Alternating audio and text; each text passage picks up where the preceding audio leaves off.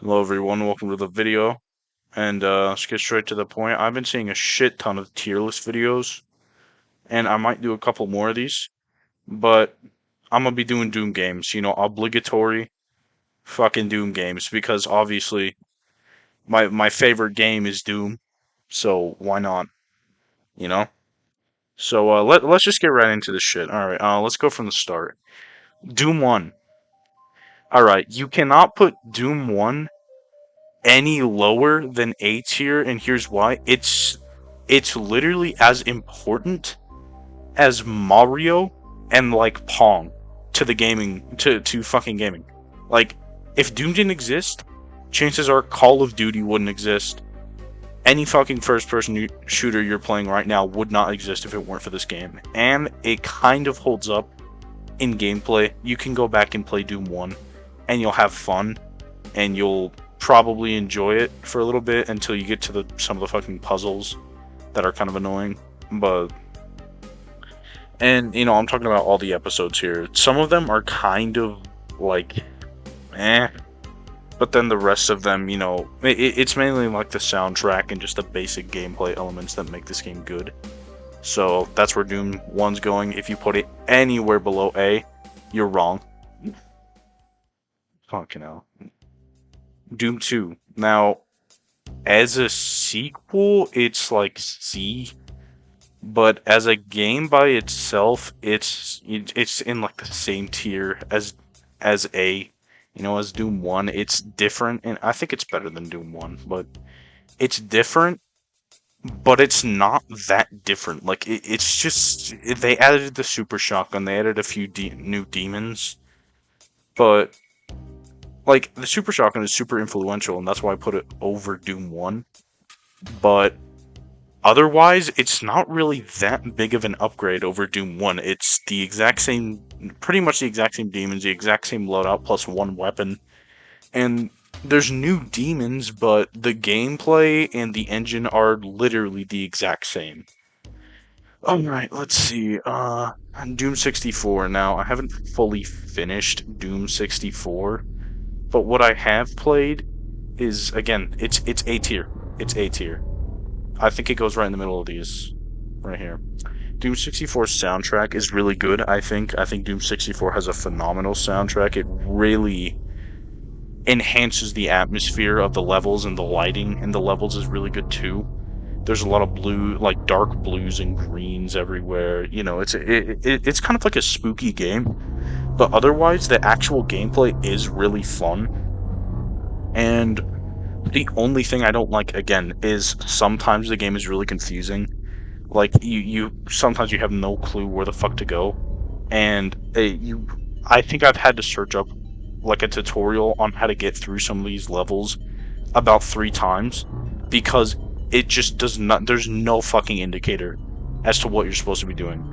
So that's the only thing I have wrong with Doom 64. Otherwise, the gameplay loop is good, the soundtrack is good, the maps are good, the enemies are good, but it's literally just Doom 1 and 2, but with like a creepier atmosphere and creepy music. But that's not it. But I'm saying that in like the best way possible. It's not a bad game. Okay, so don't get fucking mad at me. Which one is this? Are these the master levels? I haven't played the master levels. I haven't played Plutonium. I don't know what that is. I'm sorry. If you get mad at me, whatever. I'll play these eventually, but not right now. Let's just move on to Doom 3, which is BFG edition right here. Doom 3. I think it's B tier. It's a good game. Like, I think it's a good game, but people would put it into like D, right? But Doom 3 is definitely not a D tier game. As a game, as a standalone game, it's really good. Like, it's a good experience. But compared to these, and compared to what these kind of like set the tone as, besides maybe Doom 64, it's like really off the rails, and I think that might have something to do with Half-Life. When Half-Life released, there was NPCs, and Doom 3, I feel, is very much inspired by Half-Life because of the first act of Doom 3. where you go and explore the facility and stuff, and you go talk to some NPCs, and then a massive demonic intrusion happens. So that's pretty much it. But you know, it's an alright game. The gun mechanics are alright. You know, the game itself is kind of fun, and the hell levels are good, but you know, the characters aren't very memorable. The story is not very memorable. It's just you know, I'm putting Doom 3 BFG Edition in the same place. Oh wait, no, that's not. That's the fucking DLC. I haven't played the DLC. All right, Doom 2016. Well, if you're my friend, you already know where this is going. It's S tier. I mean, come on. This game is fucking great. And the only reason why now I have critiques of this game is because of Doom Eternal, and I'll get to that in a second. But Doom 2016 was such a relief to Doom fans.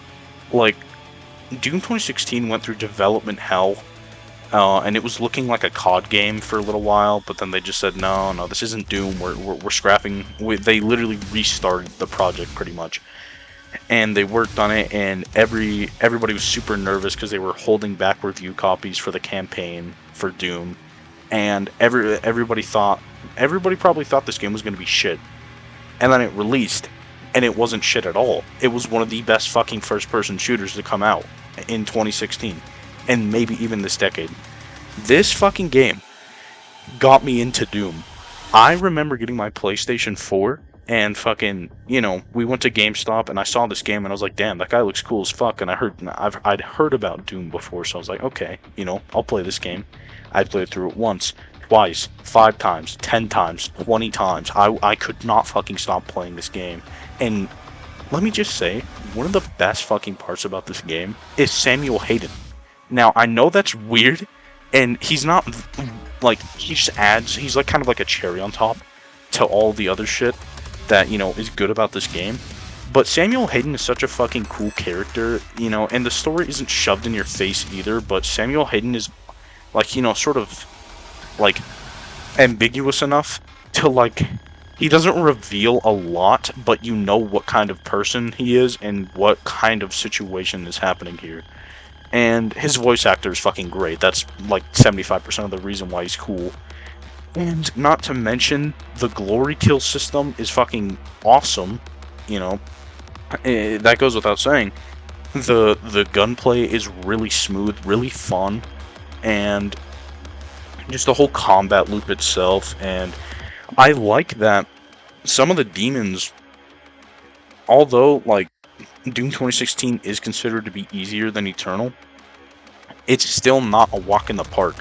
It's still like a challenge. If you go up to like a Mancubus or something, you're gonna get knocked back, and you can't just play this game and not be focused. Like, at least on Nightmare and Ultra Nightmare, this game is an absolute bitch to beat on a new game. When you have all the weapons, yeah, it's easy, but you know, well, not too easy, but it's easier. But when you're doing a playthrough from start to finish of this game, it's difficult on Nightmare. Like, it's really fucking hard. But otherwise, I think Doom 2016 is just a solid game. The only bad part about it is some of the later levels get kind of repetitive, and you know, so I think the final 2 levels are kind of weak. But you know, I mean, Vega Core is fucking cool. I love Vega Core, but and the soundtrack, you know, everybody knows about Doom's soundtrack. It's phenomenal. You know, Mick Gordon did an amazing job on this game. Doom 2016, S tier, 100%. Doom Eternal. This is the best Doom game yet. I don't care what anyone says, this is the best Doom game. This takes everything about Doom and puts it all into one game. That, like, everything good about Doom puts it into one game, and it's not perfect. Like, it's not like the best fucking game you'll ever play, probably, but you know, maybe it is. Maybe it's your favorite game, because it is honestly that good. It's a really fun game. There's so much replay value to this game. It is fucking oozing with gameplay. Like, There is no fucking other game that I've ever played that has had gameplay this immersive and this just fun. Like, and that's the thing. Doom 2016 and Doom Eternal are kind of interchangeable because Doom 2016 is a power fantasy that is also fun and a little bit challenging, but Doom Eternal is more on the gameplay side of we're going to give you a challenge, but we're also going to make it really satisfying to, overcome these challenges. Doom Eternal adds so many new things. It truly feels like a sequel to this game because Doom Eternal adds all these cool new enemies, and a lot of them from Doom 2, but it adds a bunch of new enemies and it adds one of the best I'm pretty sure one of the best weapons in gaming, the Super Shotgun or the Lucifer's Bane, and the reason why it's not just a super shotgun, it has a fucking grappling hook on it. And you can hook yourself on the enemies and then do some crazy movement. It's just awesome. The whole game is just great, and the soundtrack's good. And the only bad part about this game is some of the cutscenes. And I'm not talking about main story cutscenes. I'm talking about when you're finished with the combat arena and it'll show you where to go. I think that's really annoying. And it kind of almost it's so annoying to the point where it almost makes me want to put it behind Doom 2016, but it's really just a nitpick. But the thing is with Doom Eternal is you can look past that stuff. Like, you can look past all that shit because the only reason I don't want to see those cutscenes and I want to skip them is because I want to play the game more because the gameplay loop is so fun. Like, I don't want to fucking put the game down. Now it's getting a little boring to me because I've played it so much. That's the only reason why. When I first got Doom Eternal, I could not put the game down. I would not fucking play anything else for a little while. For a solid month and a half, the only game I played was Doom Eternal. And I'm pretty sure I platinumed it in a month. And I didn't finish it on Ultra Nightmare. I did that recently, but just everything is so fucking good about Doom Eternal. And I don't know. It's just even the menu and the customization shit is really cool. Like, you can fucking do so much. And as a console player, I really appreciate when they add an FOV slider or something, and you can adjust everything. You can adjust almost everything in your fucking on your HUD, in your gameplay. It's fucking awesome. And the addition of Blood Punch and the Crucible and stuff. The Crucible it's in a gray area for me. I think it's fun to use, but I also think it's kind of a crutch. But at the same time, if it wasn't there, it would kind of feel like something was missing. But enemies like the Marauder, enemies like the fucking the Armored Baron and shit are just absolutely, they're just good additions. There's nothing bad about it. They're just good additions to the game. And the devs are really nice. They listen to the community. When the Marauder was when people thought the Marauder fight was too hard because there was mecha zombies in there that were shooting at you while you tried to fight the Marauder, they removed them. They removed the fucking zombies so you could have a more fair fight and a more fun fight against the Marauder. For the first time, the weapon swapping is super fun. The mods are super fun, and my favorite part about this game that I was super excited for was how the demons physically look different the less health they have.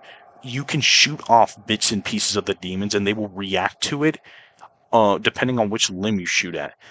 If you shoot at their arm, they will revolt from their arm. Their arm will go back and they'll swing that way.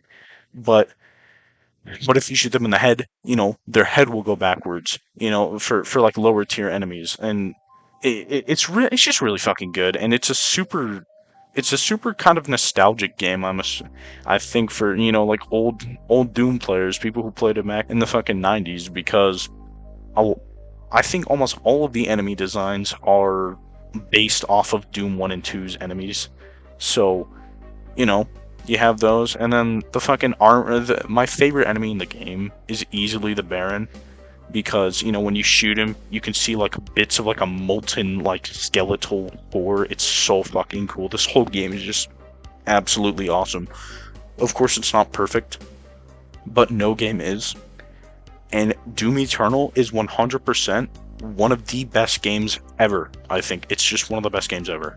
And the fact of the matter is, there's still stuff that isn't like perfect about this game that its software wants to improve on. So who knows? The next Doom game will probably be even above this. But as for the DLCs, I think they're good. I think Ancient Gods 1 is really good. I think it's a very nice, challenging experience. I think Ancient Gods 2 is my biggest problem with the game. I think Ancient Gods 2 should not have been the end of the Dark Lord and stuff, because the Dark Lord is like the big bad guy, right? Oh yeah, spoilers by the way, sorry, but the Dark Lord is like the big bad guy of the series. Like, he is what all of this, he caused everything here. So for him to just be finished off in a DLC, and his boss fight wasn't really even that, cool. It was fun and it was interesting, but it wasn't like insane. It just did not feel like a finale. The fact of the matter is, they shouldn't have even decided to put this in a DLC in the first place. I don't think it was a good call to end the game off in a DLC, or end off the Dark Lord in a DLC. I think they should have saved that for the next game. But otherwise, Doom Eternal, solid game. DLCs are fun. Like, Ancient Gods 2's gameplay is really fun too. The Sentinel Hammer is a great addition, and it adds the Armored Baron. But I don't know. What do you think of this tier list? Because this is just ranking just all the mainline Doom games, none of the DLCs or anything. Well, besides Doom Eternal, but the DLC isn't on here anyways. So, what do you think of this tier list? I mean, if you liked it, like the video, I guess, or leave an angry comment at me if you didn't like it. I totally understand. But yeah, that's pretty much it. Yeah, hope you enjoyed. That's all.